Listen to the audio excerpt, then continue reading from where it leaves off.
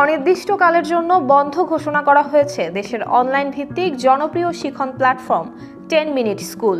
গতকাল মধ্যরাতে প্রতিষ্ঠানটির ভেরিফাইড ফেসবুক পেজ থেকে এ ঘোষণা দেয়া হয়।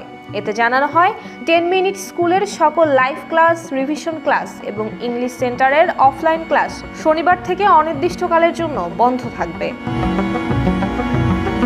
সম্প্রতি স্টার্টআপ বাংলাদেশের 5 কোটি টাকার বিনিয়োগ হারিয়েছেন 10 মিনিট স্কুলের প্রতিষ্ঠাতা এবং সিইও আয়মান সাদিক। চলমান কোটা সংস্কার আন্দোলনের পক্ষে একাধিক স্ট্যাটাস দেন আয়মান সাদিক। এরই পরিপ্রেক্ষিতে তার সঙ্গে চুক্তি বাতিল করা হয়েছে বলে মনে করছেন সংশ্লিষ্টরা।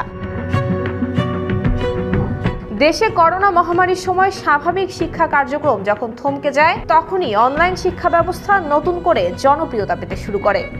লকডাউনেও যাতে পড়াশোনা থেমে না থাকে, এই চেষ্টায় নতুন কোর্স এবং বই বের করে ই-লার্নিং প্রতিষ্ঠানগুলো।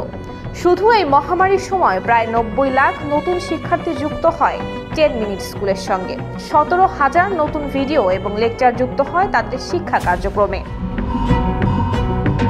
2015 সালে যাত্রা শুরু করা 10 মিনিট স্কুলে বর্তমানে ষষ্ঠ থেকে দ্বাদশ শ্রেণীর শিক্ষার্থীদের অনলাইন ব্যাচে লাইভ ক্লাস এবং পরীক্ষার মাধ্যমে বোর্ড সিলেবাস ভিত্তিক পড়াশোনা এবং পরীক্ষার প্রস্তুতির নিয়মিত সহায়তা করা হয়। স্কুল কলেজের শিক্ষার্থীদের পাশাপাশি বিশ্ববিদ্যালয়ে ভর্তি পরীক্ষার্থী এবং চাকরি প্রত্যাশীদেরও প্রস্তুতি নিতে সাহায্য করছে 10 মিনিট স্কুল।